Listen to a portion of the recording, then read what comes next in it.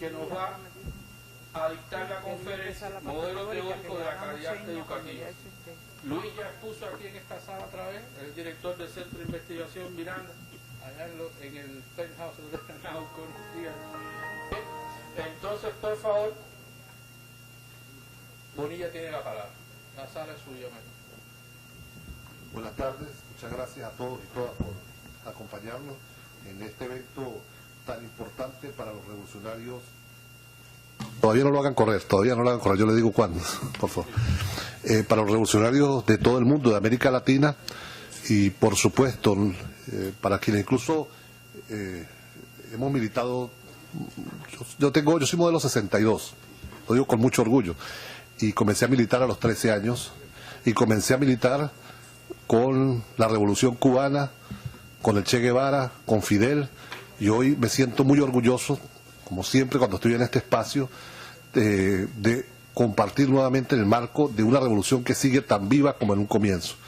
E igual, desde el punto de vista académico, tengo 36 años en la docencia, he tenido la oportunidad de trabajar en todos los niveles y modalidades del sistema educativo, desde educación básica, en la cual trabajé 18 años, hasta la educación universitaria, pregrado y posgrado, y soy egresado del IPLAC, mi doctorado, con mucho orgullo, obtenido en el Instituto Pedagógico Latinoamericano y Caribeño de La Habana, Cuba. Entonces, bien, para comenzar, voy a decir algunas reflexiones, algunas tal vez en contravía, pero con la idea de abordar un tema que hasta ahora había resultado esquivo para buena parte de la izquierda pedagógica latinoamericana. Nosotros, durante los últimos tiempos, habíamos obviado todo el debate de la calidad educativa, considerando lo que era, en buena medida, una perspectiva de derecha. Pues bien, el año pasado, en el marco de la Revolución Bolivariana, decidimos atrevernos y realizamos una consulta nacional por la calidad educativa que comportó la participación de cerca de 7 millones de venezolanos, de los casi 30 millones, o sea, un número bien importante, quienes expresaron su visión sobre el tema de la calidad educativa. Y decidimos entrar mundialmente a la disputa, hablándolo con mucha humildad, pero también con mucho orgullo, del término de la calidad educativa, considerando que es un término polisémico que también tiene una profunda tradición desde la perspectiva de izquierda, políticamente hablando, y desde la pedagogía progresista también. Entonces, desde esa perspectiva les quiero hablar hoy. Primero, antes de entrar al tema de la evaluación de la calidad, la definición de calidad, hablar de lo que, a mi juicio, es el mayor desafío de la educación hoy en el mundo. Compartimos el miércoles pasado con el compañero de la UNESCO sobre el tema de las metas de educación para todos. Y nosotros le decíamos en esa oportunidad al compañero y al público asistente que el tema es mucho más complejo que avanzar en la simple cobertura y mayor matrícula de los sistemas educativos. Los revolucionarios, desde la Revolución Francesa hasta hace poco, nos planteamos el desafío de que todos aprendieran a leer y escribir, que aprendieran ciencia, que aprendieran conocimiento, que tuvieran el acceso a los mayores niveles de educación. Hoy en día el desafío no es solo ese, es tener pensamiento crítico. Es decir, que el acceso a la educación le garantice a los hombres y mujeres una perspectiva crítica de lo que ven, de lo que observan y de la sociedad en la cual viven. Eso me parece muy importante. Parte del debate que tenía el panel anterior se refería a censuramos, no censuramos. Una revolución hoy en día no puede decir censura o no, sino es cómo forma las mentes de los hombres y mujeres para que puedan interpretar de manera adecuada todo ese bombardeo de la industria cultural que hoy nos agobia. Recuerdo que en mi paso por la educación primaria, en una oportunidad me correspondió, estamos en el proceso de formación, yo trabajé en una escuela granja con internado, de buena parte, más o menos el 40% de los alumnos eran internos, y al terminar de almorzar, se llamaba a los muchachos a formar, para luego hacer las actividades de biblioteca, creativas, culturales y de producción. Era mayo, más o menos, abril-mayo, época en Venezuela de la cosecha de mangos. Creo que todos hemos comido mango, ¿verdad? Y entonces estaban formando y había un muchacho al cual se le veían los pies, nada más, que se había subido a la mata de mango para comer de postre un mango de las mangas que estaban en la escuela. Y el director sale y agarra el micrófono y dice: el muchachito que está en la mata de mango que se baje. Bueno, cayeron como 40. El director solo lograba ver uno solo, el que se le veían los pies, pero entre las ramas de la mata de mango habían como 30 y tantos muchachos que cayeron. Bueno, pasamos toda la tarde sobando pies y manos de los muchachos que todos entendieron que era con ellos y se lanzaron al unísono al piso. Bueno, en educación hoy en día se trata un poco de eso, de tener la posibilidad de ver adentro del árbol y no solo los pies que sobran. No solo los pies que sobran. Y ahí nosotros venimos planteando la necesidad urgente de recuperar la centralidad pedagógica. ¿De qué se trata cuando hablamos de la centralidad pedagógica? Es decir, volver a colocar la pedagogía en el centro de los debates de las políticas educativas. Yo digo sin ningún tipo de ambigüedad que la pedagogía es una profesión en riesgo en la actualidad, de riesgo de perecer y de dejar de existir. Y coloco un ejemplo concreto. La administración de Obama, en materia de educación, acaba de aprobar hace año y medio que ahora los docentes se forman en 2 años para dar clases, pero además como una carrera transitoria. Es decir, lo forman como simple tecnología para dar clases, instruir algunos contenidos y les dicen, incorpórese, pero esto es una carrera de tránsito para que luego estudie una carrera seria, arquitectura, ingeniería, sistemas, o sea, llegando al nivel de que ya la pedagogía como tal, como profesión incluso especificada en maestros y docentes, deja de tener fuerza. Pero esta es la culminación de toda una operación que comenzó en la década de los 50. Cuando crea incluso la propia UNESCO, se crea la UNESCO, la pedagogía comienza a ser profundamente subversiva. La pedagogía es la herramienta científica con la cual los hombres y mujeres comprenden el mundo de manera cabal, se acercan a la ciencia y entienden las potencialidades de la ciencia para transformar el mundo. Pues bien, entonces a partir de ese momento comenzaron a implementar un conjunto de modas para fragmentar la pedagogía como totalidad interpretativa del mundo, para quitarle toda la potencia subversiva. Y vinieron las modas. La primera moda, la de las didácticas. Recordemos, en la década de los 50, la pedagogía dejó de existir como totalidad y vino las didácticas. Y esa es la época que en el imaginario colectivo recordamos, esos maestros sí sabían enseñar. Por supuesto, porque el énfasis fue en tecnología de cómo se enseña. Pero también comenzó a perderse entonces la interpretación de conjunto. En la década del 60, auspiciados por todo el tema de la planificación, el auge de la CEPAL y la creación del ILPES, el Instituto Latinoamericano de Planificación Económica y Social, se dio en todo el continente un auge de los modelos de planificación en la escuela. Se crearon entonces cursos de formación en planificación escolar, se crearon las direcciones de planificación en los ministerios y la didáctica propia incluso pasó a un segundo plano, pero ya nadie comenzaba a hablar de pedagogía. La moda era, para ser buen educador, tendría que ser un buen planificador. A finales de la década de los 60 vino la moda de los gestores escolares y entonces todo el énfasis fue formar directores y formar supervisores. Recordemos incluso todo el esfuerzo que hizo la OEA, la Organización de Estados Americanos, por crear cursos de formación de directores. Solo en Venezuela tenía 2 expresiones institucionales: el Centro Interamericano de Desarrollo, el famoso CIER, en el estado Táchira, y el Mácaro, en el estado Aragua, que formaban directores y supervisores de todo el continente, porque el énfasis para ser docente era ser fundamentalmente un buen gestor y un buen planificador. Vino la moda luego, a finales de los 70, comienzo de los 70, de la evaluación.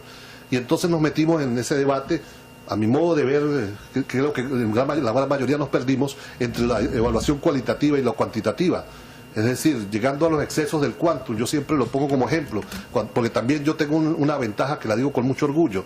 Yo tengo en la actualidad hijos desde el postdoctorado hasta el maternal. Tengo 7 hijos, entonces eso me permite tener una visión completa del sistema educativo. Y en esa visión integral del sistema educativo me correspondió también ser representante.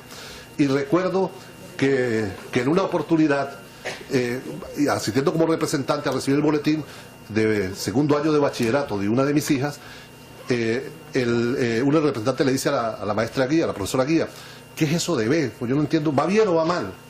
Entonces le dice la profesora guía, la maestra guía, va bien, pero no se mate la vida.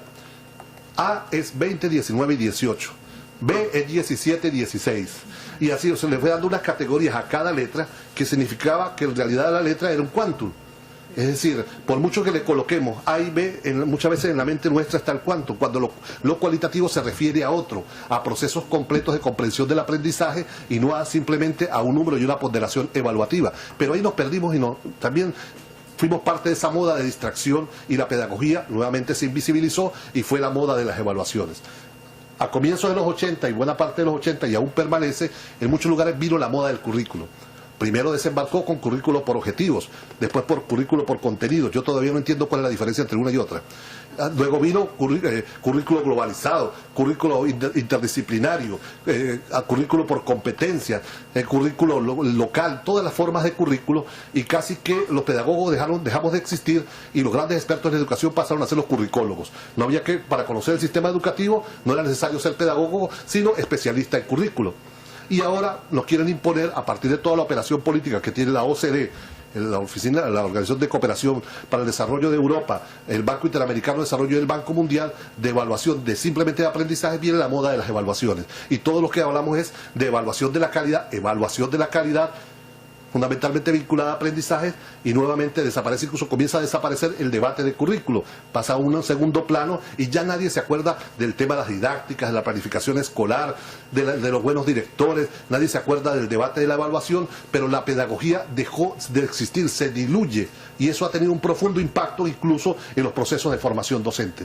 Si revisamos la formación de docentes en la década de los 50 y los 60, un maestro que se formaba sabía cómo construir un currículo. Hoy recibe información de qué es el currículo, que es una cosa totalmente distinta. Eso no es una operación, cuando se da en toda América Latina, ingenua. Es una operación pensada para quitarle toda la fuerza a la pedagogía como tal. Y ahí vinieron algunas modas intercaladas, intermedias, que complementaban esta descentralidad pedagógica. Vino la moda de que los maestros no podíamos llamarnos maestros. Era vergonzoso llamarnos maestros. Recuerdo que algunos incluso llegaron a decir que Paulo Freire señaló que nadie enseña a nadie y nadie aprende de nadie, y que por lo tanto no teníamos que ser maestros. Yo perdí un año de mi vida volviendo a leer todos los textos, primero en español de Paulo Freire, y después le pedíamos a Sir Gadotti, que dirige el Instituto Paulo Freire y trabajó con Paulo Freire muchos años, le pedí el favor que me enviara los libros de Paulo en portugués, copias. Y me dijo, pero si todo está traducido al español. A mí me daba un poco de vergüenza decirle por qué era. Se los pedí, no, dame un favor, envíamelos en portugués. Y uno que medio machuca la lectura del portugués lo volví a leer. Y no encontré ninguna parte que dijera eso, como tal.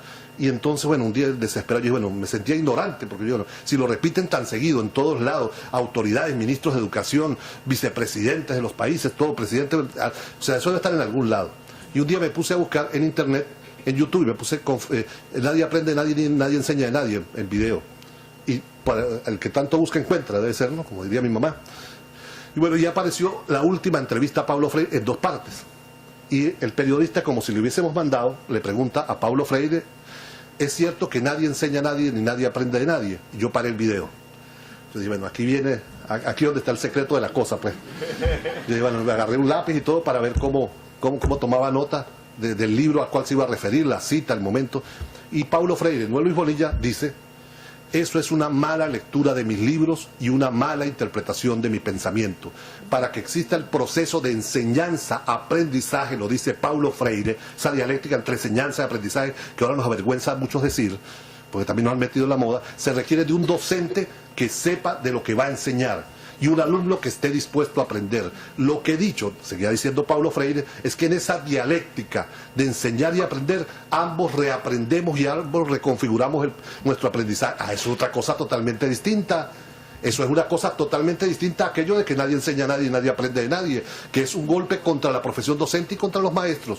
Y esa coincidió con otra operación que surgió del Banco Interamericano de Desarrollo, el que decía que no era chic llamarnos maestros, sino que había que llamarnos facilitadores.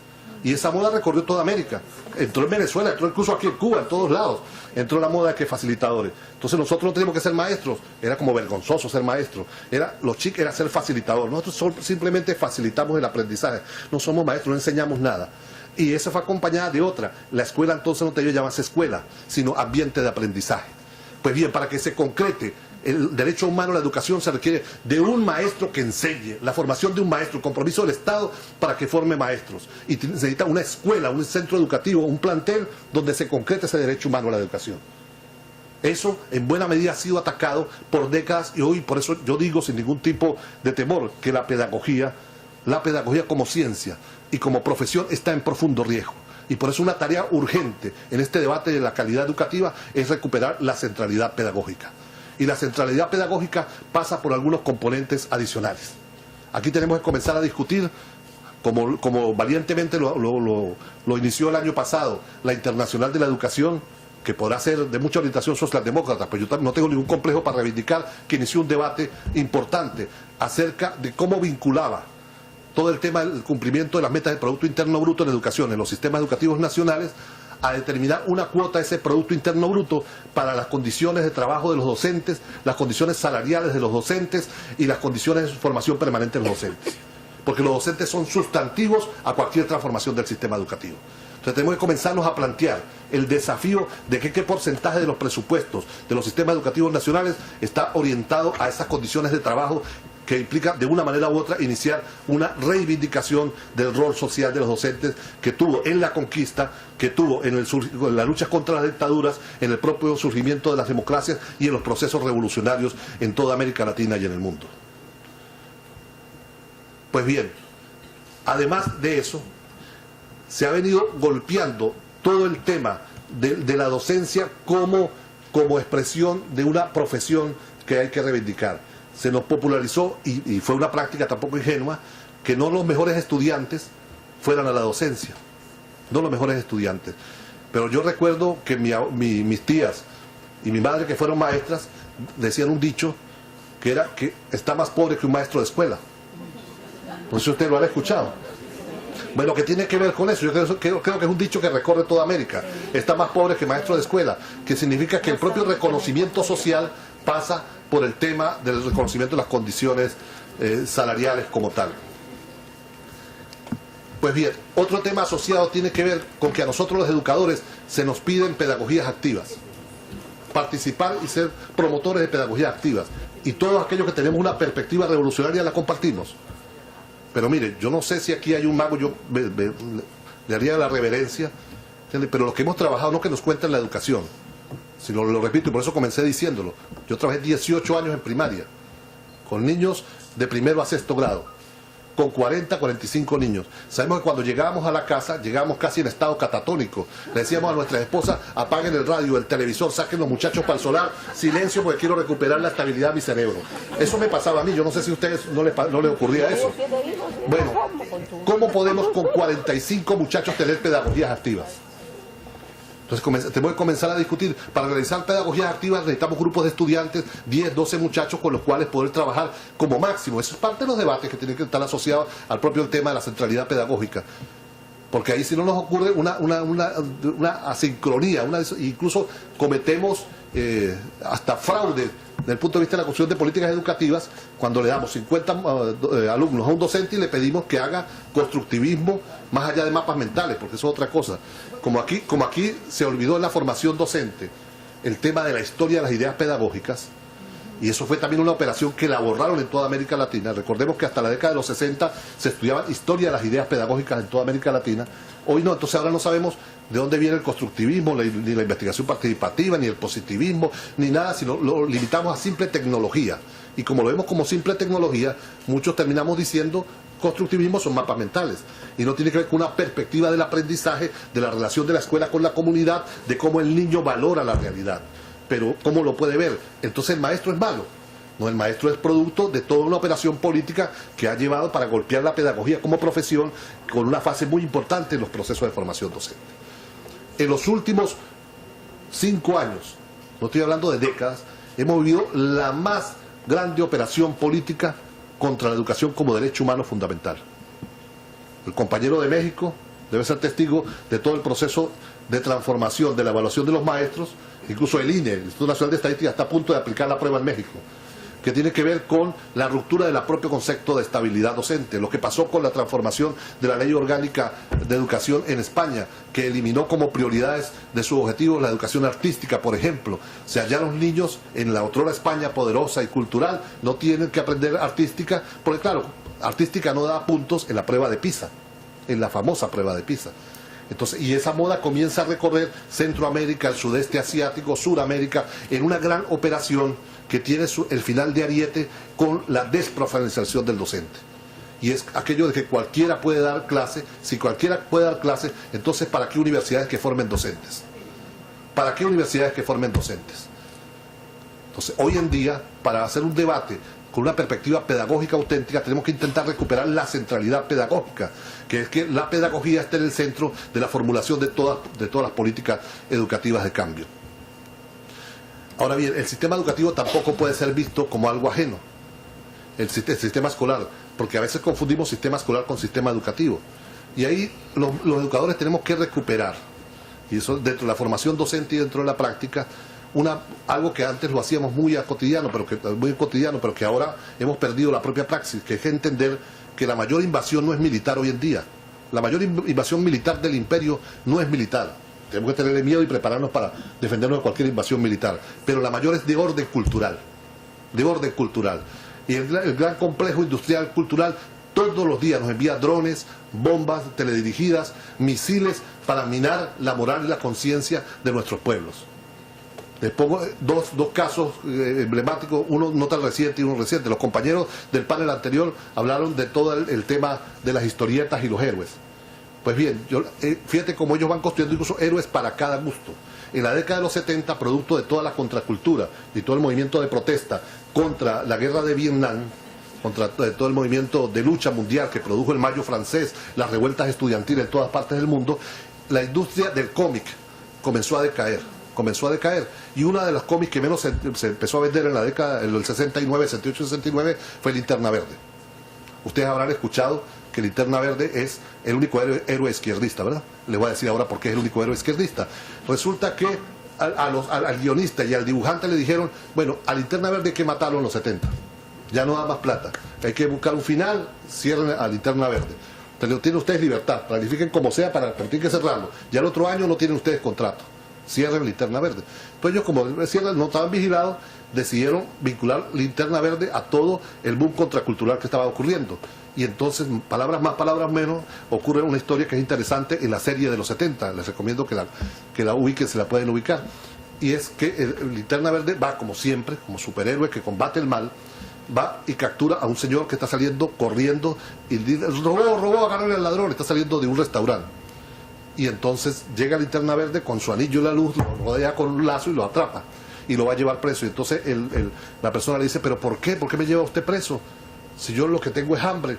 Ajá. Yo estoy comiendo no para nada, sino porque tengo hambre y quiero comer. Y entonces Linterna Verde dice, ¿pero usted no está robando para hacerse rico? No, yo no me estoy robando para hacerme rico. Tengo hambre y llevo este pan para poder comer y para darle comer a mis hijos. Entonces Linterna Verde suelta el anillo y lo suelta y entra en contradicción y dice, vete. Suenan todas las alarmas en los cuadrantes. Saben que los Linterna Verde tienen los vigilantes en todos los cuadrantes del mundo. Y entonces suenan todas las alarmas y convoca a la Linterna Verde a reunirse con los sabios. Y reunido con los sabios, le pregunta qué es lo que pasa. Dice, bueno, que ustedes no me enseñaron a mí que hay gente que roba por necesidad y hay gente que roba porque quiere ser rico. Digo, no, pero usted la orden que tiene es a todo el que robe meterlo preso. Y Linterna Verde dice, no, yo meteré preso solo al que robe para hacerse rico. El que robe por necesidad, no. Y entonces inmediatamente le quitan la mitad de poderes a Linterna Verde, lo devuelven a la tierra y mandan uno de los sabios a que vea qué es lo que pasa. Bueno, esa no le cuento completo la historia para que si algún día tiene la curiosidad, pero toda esa parnafrenaria crea la imagen de un Linterna Verde izquierdista, que entonces siempre decimos, no, pero que hay un superhéroe izquierdista, Linterna Verde, que tuvo que ver con un final planificado. Por supuesto, no se murió Linterna Verde, comenzaron a subir las ventas porque tenía que ver con la realidad, lo que estaba escribiendo el guionista y dibujando, y Linterna Verde sobrevive, incluso hoy hacen películas en los grandes medios. Y entonces tienen, si quiere, un héroe bañado de izquierdismo por el cual siguen inoculando ideología a nuestros jóvenes y muchachos. Y un ejemplo que lo dije el miércoles y lo repito hasta la saciedad porque está reciente. La película más vista en el año 2014, que vieron más los jóvenes y los niños, fue el cuarto combate de los Transformers. La épica batalla entre los Autobots y los Decepticons. Una película de ciencia ficción. En esa trama que pone de evidencia cómo nos están acostumbrando a un nuevo código ético. Un nuevo código ético de cómo valorar ese código ético que comenzó en las guerras de la ex Yugoslavia, en las guerras de Irak, de Afganistán, con la propia matanza de Osama Bin Laden, como la vendieron, sin ningún descaro, diciendo que mataron a un hombre desarmado. Bueno, la película tiene que ver con ese reconfigurar y aceptar, que nuestros jóvenes acepten una nueva ética del mundo y de comprensión del mundo. En el combate final entre Decepticon y Optimus Prime es atravesado por una espada y yace casi muerto. Entonces Decepticon procede a agacharse a intentar matar a otro de los buenos, de los héroes. pero los humanos logran colocarle una cadena en la espada y arrastrarla con una grúa y le sacan la espada del pecho. Entonces, nuevamente se levanta Optimus Prime, agarra su espada y ante la expectación de todo el mundo, los niños y jóvenes, procede a matar a Decepticon de espaldas y agachado, como matan los gringos, no como matan los valientes, no como combatimos los valientes. Es el código de ética del imperialismo, es la concepción del bien y del mal. O sea, eliminar al enemigo está justificado por cualquier norma. Sin embargo, los maestros no decimos nada. Ese es mi llamado de atención. Tenemos que comenzar a ver mucha más televisión, a comenzar a ver muchas más películas, porque lo que ven nuestros muchachos, para poder discutir con ellos y poder enseñarles ese pensamiento crítico del cual le hablaba. Hoy, hacer educación revolucionaria no se trata solo de enseñarle cómo se hace la química o la física, cómo funcionan los planetas, cómo funciona el cuerpo humano, sino qué interpretación tiene la sociedad. Y tenemos que volver a recuperar ese contacto. El mundo está cambiando. No podemos decir que es el mismo mundo de nosotros. Cuando yo me gradué de profesor, casi que tenía la certeza de que lo que aprendí en la escuela, en la universidad docente, me iba a servir para toda mi carrera. Las revoluciones del conocimiento eran de 40 años en ese momento. Hoy en día, las revoluciones del conocimiento son de cada 4 años hay revoluciones del conocimiento. Entonces los docentes tenemos que entender que el cambio es cada vez mayor. Yo hice una prueba en algunos lugares, la he hecho en varios países, pero una de ellas en Táchira, le preguntaba en Venezuela a los docentes, ¿cuál es la capital de Bolivia? Y muchos me contestaban, La Paz, buena parte. Y de pronto y revisaba los mapas en muchas escuelas y todavía dice La Paz, y La Paz ya no es la capital de Bolivia, es Sucre. O sea, cómo el sistema educativo todavía va mucho más lento que las propias revoluciones del conocimiento. Pero todavía, por ejemplo, Plutón dejó de ser un planeta y pasó a ser hace más de 17 años un planetoide. Y en mucha de la bibliografía que existe, que circula en el aula, y en muchas aulas se sigue enseñando que Plutón es uno de los planetas de nuestro sistema solar, que tiene que ver con la velocidad con la cual se están dando las revoluciones del conocimiento y que todavía nosotros no entendemos que tenemos que acompañarlas a esa misma velocidad. Bueno, en esa perspectiva, partiendo de la recuperación de la centralidad pedagógica de manera integral, decidimos abordar el tema de la calidad educativa. ¿Cómo conseguimos la calidad educativa? Y ahí la conclusión a la cual llegamos es que nosotros queremos una perspectiva de la calidad educativa que tenga que ver con las definiciones que nuestras leyes digan, nuestras constituciones nacionales y nuestras leyes de educación acerca del hombre que quiere el país, del hombre que necesita el país. Ese es el marco general sobre el cual trabajar el tema de la calidad de educación. Si nuestras constituciones dicen que quiere un hombre integral, con capacidades para interpretar la sociedad y transformar la sociedad, ese es el objetivo fundamental de la calidad educativa.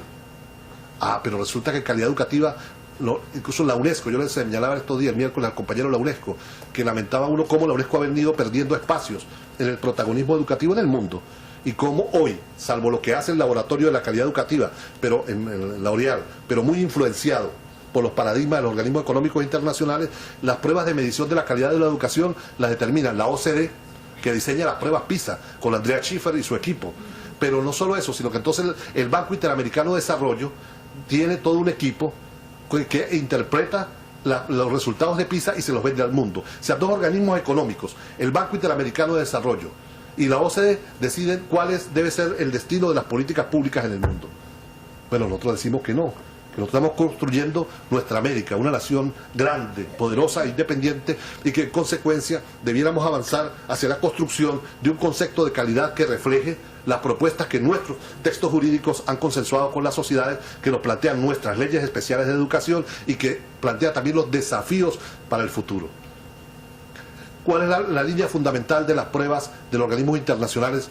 OCDE, la prueba PISA, la prueba TIN, la prueba GIN, pero también la propia prueba del Laboratorio de la Calidad de Educación de la UNESCO, basada solo en aprendizajes, en la noción de aprendizajes, pero no aprendizajes en general.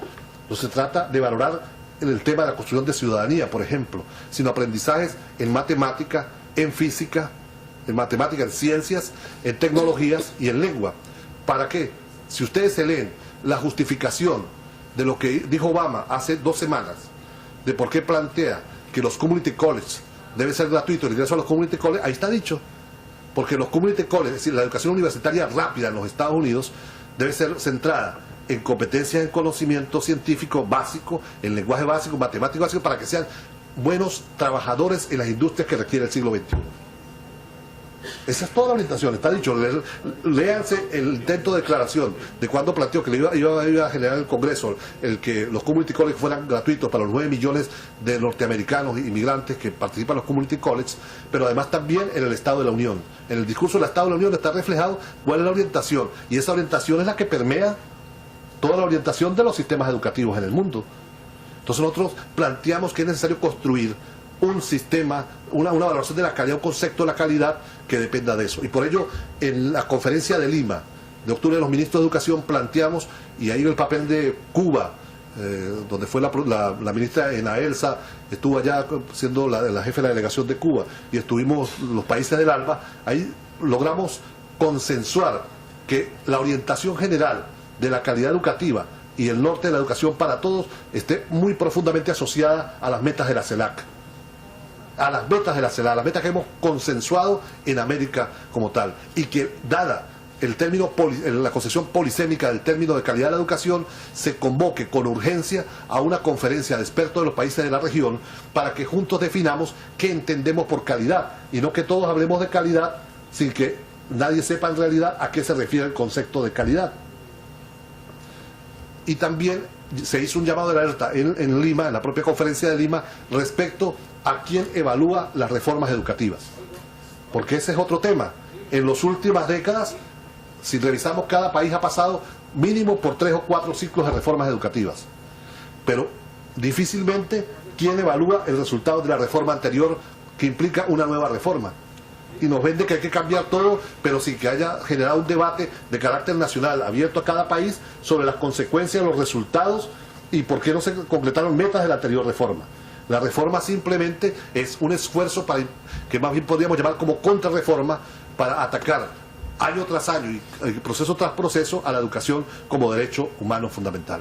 Entonces, a partir de eso, nosotros decimos que hay que construir un sistema de indicadores, de categorías y de ámbitos de evaluación que se corresponda con nuestra propia realidad. Y ahí tenemos antecedentes incluso de la propia UNESCO. La UNESCO, en la década de los 90, entre 1990 y 1996, tuvo un vigoroso grupo de investigadores que desarrolló 4 ámbitos del aprendizaje, que luego fue interrumpida esa labor por toda la hegemonía de la perspectiva de los organismos económicos. Bueno, nosotros decidimos retomar el propio trabajo de la ORIAL, que planteaba 4 niveles de evaluación de los sistemas para lograr calidad educativa, y le añadimos 2, que es lo que ahorita voy a tratar de desarrollar en el modelo del cubo, con los 6 ámbitos de calidad de la educación. Le voy a pedir a los compañeros que primero lo pasen todo de conjunto y luego nos detengamos en cada uno de los ámbitos. Es un videíto de 1 minuto y medio, lo vamos a ver en conjunto y luego vamos a ir desagregando cada uno de los ámbitos. Por favor, con sonido si se puede.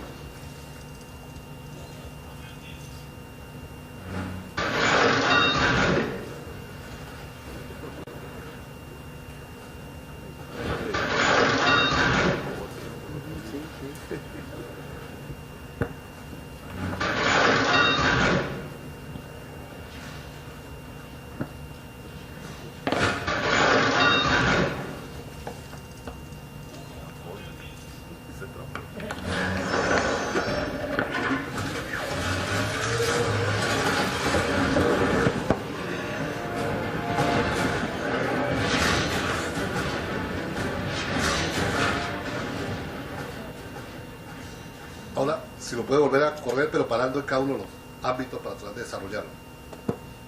Como ustedes vieron, planteamos 6 ámbitos. Un primer ámbito, aula, los procesos que ocurren al interior del aula como tal, que es en lo único que se centran las pruebas hasta ahora de PISA, TIN y la propia prueba del Laboratorio de la Calidad Educativa. Planteamos otro nivel, aula-plantel, que es la interrelación de cada uno de los procesos que se realizan en el aula respecto a la dinámica general del plantel educativo, del centro educativo. Una tercera, que es la relación de la escuela, del plantel, del centro educativo con la comunidad, con el entorno inmediato. Un cuarto nivel que tiene que ver la relación del aula y el plantel con todo la identidad regional o subregional en cada país. Es decir, la propia especificidad. No es lo mismo, no es Venezuela, la realidad de los llanos que la realidad de los Andes y la realidad costera. Pero también otro ámbito que tiene que ver con el país, que se plantea cada nación como proyecto de país y que le pide a la educación. Y en consecuencia deben construirse un conjunto de indicadores que nos permitan evaluar si realmente la educación cumple con ese objetivo. Y un sexto componente, la geopolítica internacional. Hoy es imposible pensar en la educación aislada de las dinámicas internacionales. Entonces vayamos a algunos de los componentes de cada uno de los ámbitos. Vayamos al primero, por favor. No, ese es el segundo. El aula es el primero. Un poquito atrás, un poquito, el nivel aula, un poquito atrás. El nivel aula. Entonces ahí planteamos que un indicador tiene que ver, sí, con los procesos de enseñanza-aprendizaje. Pero ¿de qué proceso? Y fíjate que recuperamos la categoría de enseñanza-aprendizaje, que también nos ha resultado tan esquiva en América Latina en las últimas décadas.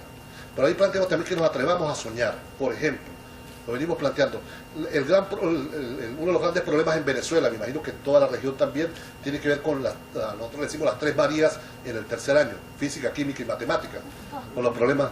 Me imagino que en todos los países hay ese problema, no sé si en tercer año o no. Pero en el caso de física, incluso disculpe que les cuente hasta mi anécdota personal. Cuando yo estudié física en tercer año, yo era medio aplicado. Y entonces salí muy bien, salí casi con la mayor nota. Pero yo sentí que no había aprendido nada.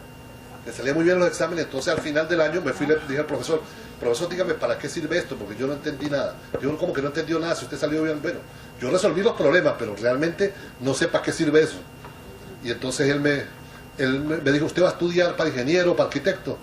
Yo le dije, no, yo quiero estudiar ese momento que es ser antropólogo. Entonces, yo quiero ser antropólogo. Me dijo, no, pero usted tiene que pasar por eso para ir a cuarto año, así que cáleselo. Entonces, bueno, yo me fui igual con la sensación de que había ido a una cosa como de brujería y que salí muy bien, pero que no había aprendido nada. Después entendí que todas las cosas de la física tienen que ver con algo que a mí siempre me ha gustado, la bicicleta. Y yo digo, ¿por qué en vez, en el caso de Venezuela, un solo libro de texto que se usaba, el texto de Navarro en mi país, antes de que yo estudiara, y que todavía se usa, es uno de los libros más vendidos en el país, ¿por qué no lo cambiamos por pedirle a los muchachos una patineta o una bicicleta? Algo que tienen en su cotidianidad. Todo lo que contiene la física está contenido en eso. Movimiento, aceleración, resistencia, todo está ahí. Todo esto ahí tiene que ver con la cotidianidad. Entonces, cuando hablemos de enseñanza-aprendizaje, no es simplemente qué se enseña, sino cómo se enseña para que lo sienta vinculado a la realidad. O ahora que tenemos nosotros en Venezuela la misión vivienda, todo el tema de la resistencia, cómo se construye, ese arco que está en la puerta, ahí están todas las leyes de la física, pero el muchacho sale bien en el examen o mal, pero no tiene ninguna vinculación con esa realidad concreta que debe estar asociada al conocimiento. El tema de la evaluación. Yo creo que aquí tenemos que reabrir la discusión sobre el tema de evaluación cualitativa y cuantitativa en el continente y sincerarnos. ¿Qué es lo que estamos evaluando? ¿Proceso o producto? Porque si es proceso es una cosa distinta y ahí lo cualitativo es cómo vamos aprendiendo, la forma que vamos aprendiendo y cómo eso impacta la realidad. Y dejarnos de esa tontera, y disculpe que sea tan duro, de que la evaluación de producto y no de proceso termine en una A, una B o un 19 o un 20 como antagonismos. Porque termina siendo el mismo quantum si no hemos evaluado y hecho seguimiento al proceso de construcción del conocimiento. El tema curricular. ¿Qué es currículo en realidad? Porque en la mente de muchos, sobre todo los decisores de política, currículos son contenidos. Si algo me ha servido a mí la educación comparada y la investigación comparada, es para evidenciar que desde la década de los 50, cuando surge una aspiración social que los sistemas educativos cambien, inmediatamente montan una Comisión Nacional de Currículo. Yo le dije al ministro Héctor Rodríguez, por favor no haga usted lo mismo. Usted monte otra cosa, pero si monta la Comisión Nacional de Currículo es un engaño. Él, por suerte, no montó ninguna Comisión Nacional de Currículo, decidió que avanzáramos en comisiones múltiples de trabajo en cada una de las áreas. Por entonces, Comisión Nacional de Currículo termina siendo algo muy pomposo, que cambia una o dos áreas, una o dos asignaturas, algunos contenidos, y se nos vende como una profunda transformación del sistema educativo, y que es simplemente una tecnología de conocimiento. Bueno, tenemos que ir a un modelo que entienda el currículo como aquellos aprendizajes, no como cantidades, sino como aprendizajes significativos para cada grado escolar. Y ahí tenemos que discutir el tema de los estándares, que es un tema también esquivo. ¿Qué queremos que los muchachos aprendan en cada grado? Eso es algo que parece mentira. Construimos currículos sin estándares. Y peor aún, hay currículos que se construyen en la región sin perfil del egresado. Ni estándares ni perfil del egresado. Que pasa a ser una acumulación grandota de contenidos a evaluar que el muchacho lo que hace es atormentarlo y no siente que está realmente aprendiendo mayor cosa. Ya hablé sobre la relación alumno-docente, el tema de los recursos para el aprendizaje. Yo ahí creo que nosotros a veces somos medio conservadores, como yo soy de la generación del 62, yo soy de lo que ahora llaman inmigrantes digitales. ¿Cómo se llama este autor? Tengo esta compañera, ¿cómo es que llama? El que compramos en el aeropuerto.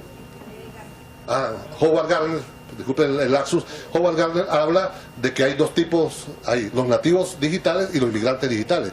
Muchos de los que estamos acá somos inmigrantes digitales, es decir, nacimos previo a la revolución digital. Entonces tenemos un nivel de resistencia, porque resulta que los chamos saben manejar las tecnologías mucho más que nosotros. Y esa autoridad que teníamos nosotros por el manejo del conocimiento se ve permanentemente amenazada. El muchacho uno le lanza un celular y ya lo sabemos, y nosotros duramos 2 o 3 días viendo a ver cómo funciona la nueva tecnología celular. Y eso nos hace sentir a nosotros muy incómodos, pero es una realidad.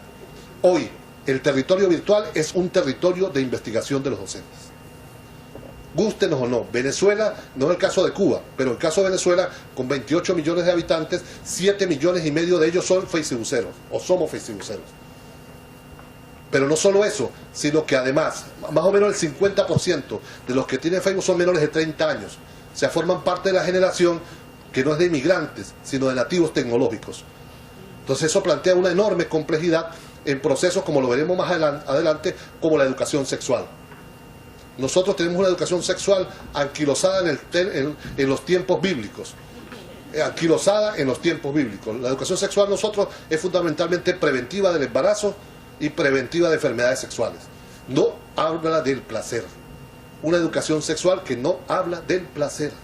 Bastante aburrida para los muchachos, que gozan un imperio sin que nosotros nos demos cuenta.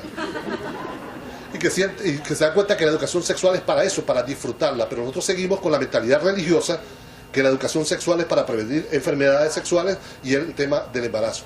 Pues bien, resulta que si nosotros nos tomáramos la molestia de hacer una indagación en el propio Facebook, que es un territorio como tal de los jóvenes, nos daríamos cuenta que en el caso de Venezuela, esos casi 2.800.000 que tienen menos de 30 años están en el Facebook, aproximadamente un 30% de ellos, es decir, algo así como 1 millón, dicen cuando... Eso, aquí está mi esposa, entonces cuando coloco tengo que colocar el nombre de ella, ¿no? En el Facebook, porque si no, bueno, los muchachos colocan en su estado difícil de explicar, relación abierta, complicado. Eso no lo colocan, no lo han visto ustedes en el Facebook. Bueno, resulta que eso no lo colocamos los del modelo nuestro, lo colocan los muchachos de ahora que están diciendo que el placer es el centro, pero incluso explorando nuevas formas que para nosotros respondemos como sacerdotes con la moral. Uy, qué perdidos están estos muchachos. Pero no, resulta que eso implica un desafío enorme para la educación sexual en el siglo XXI. Pero no queremos. El Facebook lo vemos como un enemigo y no lo vemos como un territorio de investigación para ver qué es lo que está pasando. Entonces es parte de la propia dinámica del aula. Si yo veo lo que está pasando en esos territorios, que no son solo los territorios físicos, sino los territorios virtuales, podré seguramente impactar mucho más el tema de las materias, el tema de los contenidos. El otro es el tema del acompañamiento pedagógico. A nosotros se nos creó un discurso también luego para romper con la propia autoridad de la escuela, en el centro educativo, que había que hacer acompañamiento pedagógico y no supervisión. Pareciera muy bueno, yo incluso suscribí en algún momento y después la práctica a uno le dice, pero ¿qué es eso de acompañamiento pedagógico?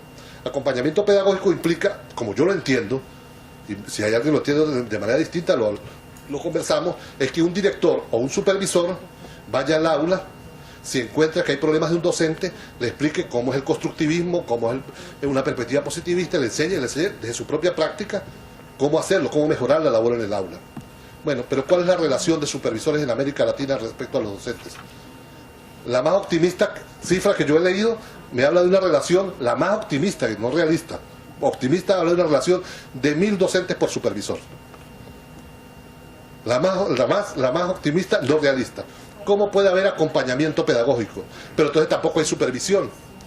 Entonces tampoco hay seguimiento a ninguno de los procesos del aula, y si bien supervisión es una cosa y acompañamiento es otra, deben ser complementarias, y eso nos obliga a abrir un debate. ¿Cuál es la relación de supervisores? Nosotros venimos planteando que un directivo de plantel debe tener una relación por cada 15 docentes. Un centro educativo que tenga 30 docentes debiera tener 2 directivos mínimos para que le dediquen un día a la semana a entrar a trabajar con el docente, hacer el acompañamiento pedagógico, y así evitamos esa labor tan odiosa de directores que solo ven cómo le fregan la vida a los maestros, que solo pasan el tiempo, que no haya que hacer en su oficina, sino ver que si llegó tarde, si no llegó tarde, a ver cómo le hago, levanto un acta, cómo le amargo la vida, y también es una labor muy alienante del propio directivo, y más bien es un director que tiene autoridad pedagógica, la autoridad moral, que da que es el que maneja más cómo enseñar. Pues tenemos que plantearnos cuál es la relación de directivos con respecto a docentes, y tenemos que plantearnos cuál es la relación de esos supervisores con el propio centro educativo. Entonces el supervisor es aquella persona que va incluso a acompañar a un docente cuando el propio acompañamiento del director no es suficiente y requiere ya con más profundidad. Y entonces significa que un supervisor tiene que tener mayor autoridad pedagógica, y no solo jerárquica, sino autoridad pedagógica. Por eso decimos que es parte de toda la recuperación de la centralidad pedagógica. Sigamos. El segundo ámbito, que es el ámbito aula-plantel, es decir, cómo lo que ocurre en el aula, y aquí comenzamos a entrar en un terreno que no le gusta ni a la OCDE, ni al Banco Mundial, ni a nada. Ellos, ya a partir de esto, es territorio que no es de interés para ninguno de los organismos económicos internacionales, pero para los docentes sabemos que es muy importante. Por ejemplo, el receso.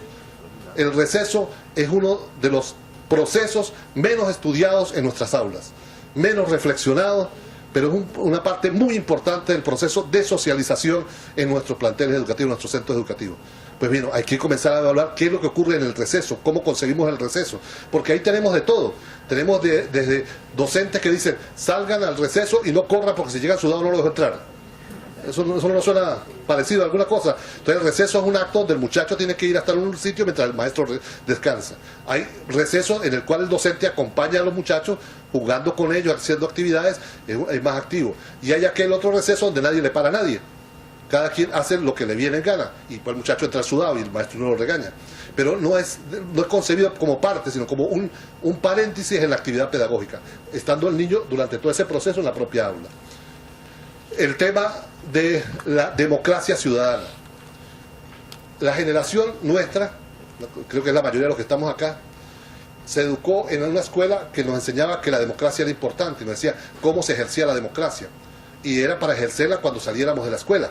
Nos enseñaban cómo se votaba, y había algunos ensayos para elegir la reina o elegir el centro de estudiantes.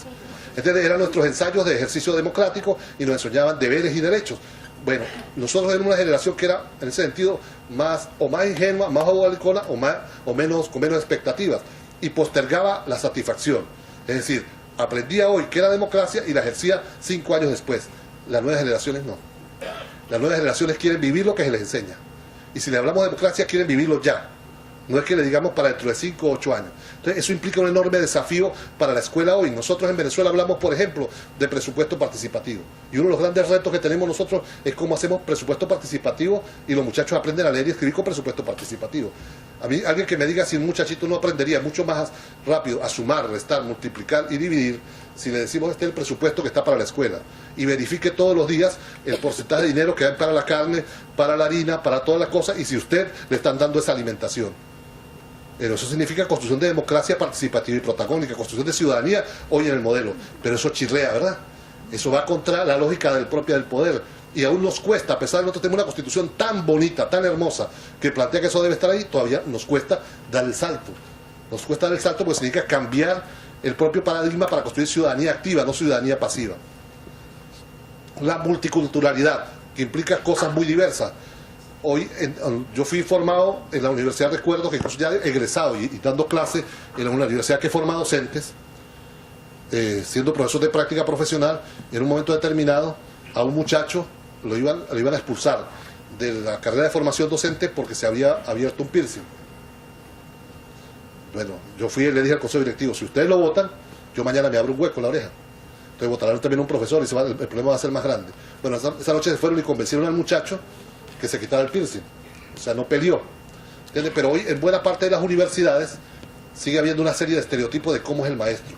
El Resulta que nuestros muchachos, en el bachillerato sobre todo, tienen ahora expectativas, realidades, conciben al cuerpo como un espacio para el desarrollo de su libertad y los docentes solo lo vemos de manera amoral. Incluso recientemente leía alguna de las normas de cómo ser docente: no tener tatuajes, no tener piercing, no tener nada, no mostrarlo, si lo tiene que cubrírselo, y entonces ese docente no tiene ningún punto de contacto con los jóvenes hoy, porque es el peso de la moral de cuando nacimos nosotros sobre la moral actual de los muchachos.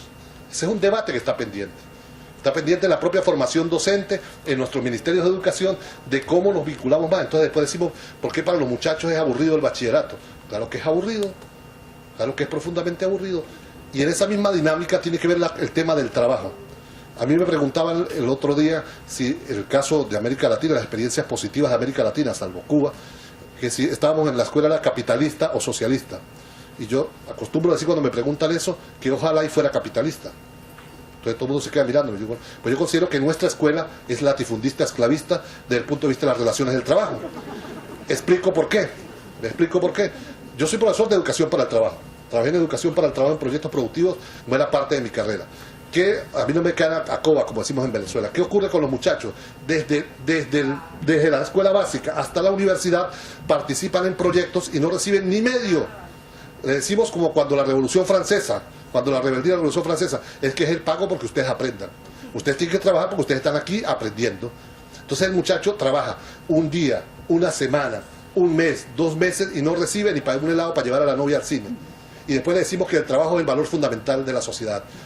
Le decimos, y resulta que para él que se apropia el maestro, o se apropia el director del plantel de toda la ganancia, de todo el plus trabajo que genera toda la producción en una institución educativa. Y después le decimos que el muchacho, qué bueno que es trabajar. Mentiras, para ese muchacho la escuela es profundamente aburrida, es explotadora, es esclavista. Es el único sitio donde trabaja y no se le paga absolutamente nada. Y eso es un fenómeno de todo el continente, casi todo el continente. Fenómeno que nos debe llevar a pensar todo el tema de esa relación, de las dinámicas del aula y el plantel. Eso es lo que ocurre en el aula y el plantel. Pero que nadie invisibiliza, por supuesto. Al organismo económico no le interesa porque ese ciudadano va a ser crítico, va a pensar, no se va a dejar explotar, no se va a dejar manipular. Entonces prefieren a alguien que, si pasó en todos los grados y nunca reclamó ni medio por su trabajo y aceptó que ese era un pago por aprender, por supuesto que ese muchacho va a ser mucho más dócil a la hora de entrar a la fábrica. Otro fenómeno tiene que ver con las escuelas. La escuela, en la mayoría de nuestros países, dice que nuestros sistemas educativos son laicos. Y que el derecho a la educación, como la alimentación en las escuelas, es gratuito. Pero yo como docente me cansé de bajar letreros en los comedores que decían, damos gracias a Dios por la comida, gracias a Dios por el pan que nos da, gracias por esta comida. Resulta que esa comida no la está dando Dios, es el Estado, porque él es un ciudadano que tiene derecho a la alimentación en su escuela y tiene que aprender que esos son sus derechos. Que tiene que aprender que esos son sus derechos. Esa es la construcción de ciudadanía que no ocurre. Y entonces todos confundimos los espacios. El que quiere rezar, que vaya para su escuela. Pero el propósito de la escuela fundamentalmente es construcción de ciudadanía. Y eso implica un debate sobre la propia educación laica. Que está precisamente respeto a todas las religiones, pero también respeto a que el papel de la escuela es construir ciudadanía. No favorecer un determinado enfoque religioso u otro. El tema de género. Hay un tema ahí que surge para el debate, el tema de cuántos hombres, cuántas mujeres, casi siempre nos aproximamos a eso. Pero resulta que los que hemos sido docentes sabemos que hay una exclusión que nadie dice, que no aparece en ninguna estadística, que es los muchachos que expulsamos por raros. ¿Qué decimos nosotros? ¿Qué hacemos nosotros como maestros? Llamamos al papá y la mamá y le decimos, mire, llévese al niño o a la niña porque es medio raro, lléveselo para un psicólogo. Eso ocurría antes y sigue ocurriendo ahora. Nos gusta hablar mucho del bullying, pero nos cuesta entender que eso es una realidad que ocurre en el aula. O sea, porque para nosotros en la propia escuela, cuando hablamos de género, hablamos de hombre-mujer, igualdad de hombre-mujer, las estadísticas hombre-mujer, y entendemos eso todavía como un problema, como una enfermedad. Entonces tenemos leyes muy bonitas y paradigmas muy bonitos que nos plantean que es otra cosa, pero la práctica pedagógica es difícil. Yo le decía en estos días a los compañeros de la Universidad Pedagógica, de la cual yo soy egresado, que me gustaría ver que permitan ingresar a un docente que no sea encapillado, porque seguramente hay algunos que son encapillados, sino un docente que se asuma travesti, por ejemplo, que quiera ser estudiante de educación. Que eso implicaría un cambio, porque resulta que hay temas ahí que para nosotros actuamos de una perspectiva muy moral. Son temas de debate. Y si no estamos de acuerdo, entonces las leyes todavía no son para esta época. Borremos eso de nuestras constituciones, borremos eso de nuestra ley orgánica de educación y dejémosla para dentro de 100 años. que eso estemos ganados para eso, pero no podemos tener una doble moral con la cual enseñar a los muchachos, unos deberes y unos derechos que no tienen en la práctica. La escuela tiene que ser un espacio de ejercicio de cada uno de esos derechos en la práctica de construcción de ciudadanía. Entonces el ambiente, aula, plantel es fundamental en la construcción de ciudadanía, es fundamental. Cada uno de los temas de las aristas que están ahí planteadas son básicas para poder entender. Pasamos al otro. Luego yo les dejo este modelo. Este modelo son 324 temas. Les traje un resumen de cada uno de los ambientes. El nivel aula-comunidad. Banco de problemas. El año pasado, en el marco de la consulta por la calidad educativa, nos dedicamos en el Centro Internacional Miranda a hacer un diagnóstico en los documentos de las universidades más prestigiosas, no nombro a ninguna para que nadie se sienta ofendido, pero universidades muy prestigiosas de la región, para ver cuál era su declaración de misión. Y todas, el 99,9%, para que alguno diga que se salva, todas decían que el objetivo fundamental de la universidad era resolver problemas sociales. Entonces, como todas decían esa, yo me atreví a seleccionar 10 de las universidades de distintos países, y agarré el teléfono y empecé a llamar a los rectorados de esas universidades y les pedí, por favor, quiero que me comuniquen con el departamento que lleva el inventario de los problemas. Y tú me decías, ¿qué, señor? Usted se equivocó. No, bueno, no estoy hablando con la universidad tal. Sí, pero bueno, no hay un departamento que tenga todos los problemas que ustedes han inventariado. No, señor, ¿de qué está hablando? Bueno, ustedes no hacen investigación. Está hablando de investigación y posgrado. No, bueno, donde tengan el inventario de los problemas. Resulta que ninguna de las 10 que tocamos de muestra, eso nos va a llevar a una investigación este año, tenía un inventario de problemas. O sea, no tenía un banco de problemas sobre cuáles resolver.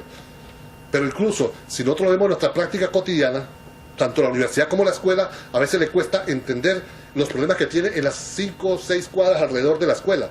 No ni siquiera en la sociedad en su conjunto, sino que si tiene los problemas de agua, de cloaca, tiene problemas ambientales, no tiene un parque, o sea, ese inventario le cuesta a la institución educativa tenerlo.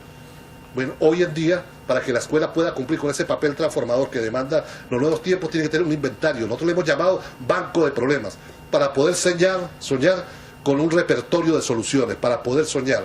Porque una institución educativa que no tiene banco de problemas difícilmente va a tener repertorio de soluciones. Difícilmente.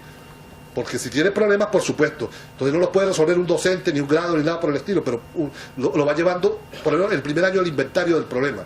El segundo, los actores que están involucrados. Después de 10 años, por lo menos tiene que tener un diagnóstico y comenzar a pensar o a soñar cuáles son las soluciones para ese problema. Pero eso no está, está declarativamente. Todos, es como una mentira compartida en todas las instituciones educativas. Todos lo colocamos en la declaración de misión y decimos quedó bien bonita. Además, peleamos si no está eso. Si no está eso, mire, tiene que tener que resolver los problemas. Pero ¿cómo nos cuesta tener ese banco de problemas para poder tener repertorio de solución? Nosotros tenemos que comenzar a pensar en la región en algo que fue una práctica del pasado que fue buena. No todo lo del pasado fue malo. Nosotros vivimos escuelas en las cuales el director vivía en la escuela. Es más, las escuelas se construían con una casa o un apartamentico para el director. Porque el director estaba ahí las 24 horas del día para resolver los problemas. Ese era su trabajo fundamental. Para eso se le pagaba. Hoy tenemos directores que de broma van para la escuela. Ni siquiera porque no viven ahí, es un problema real, pero tiene que ver con la propia configuración del sistema. Mi idea no es atacar al director, mi idea es que tenemos que cambiar para que en los centros educativos el director conviva y pueda ser el líder nuevamente de ese centro educativo, el que direccione, y eso pasa por algunos elementos complementarios. Un buen director debe tener por lo menos 10 años de experiencia.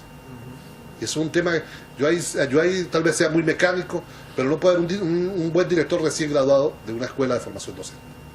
Y ese fenómeno ocurre en todo el continente, directores que no tienen la autoridad moral para dirigir a sus maestros, que no saben el efecto que causa la tiza en la nariz, ni cómo mancha la ropa la tiza, que nunca han agarrado un marcador, que no saben lo que es los niños tirándose el borrador, tirándose el sacapunta, sacándose los mocos. Eso no lo saben. Eso no lo saben porque eso tal vez por libros, pero no lo han vivido en la cotidianidad del aula como tal. Y un director que no conoce eso, por supuesto que su única referencia son los libros. Son los libros. Entonces es un buen teórico declamando cosas, pero que no las contextualiza en ninguna práctica concreta del propio centro educativo. Y en ese papel, entonces la escuela tiene que volver a vincularse mucho a la comunidad, Y ahí hay un tema, por supuesto, que es fronterizo. ¿Cómo logramos eso sin desdibujarnos? Sin desdibujarnos. Porque también pareciera, hay una tendencia que lo que en la escuela lo que tiene que enseñarse es solo lo de afuera de la escuela, como que tiene que ver con toda esa desvalorización del docente.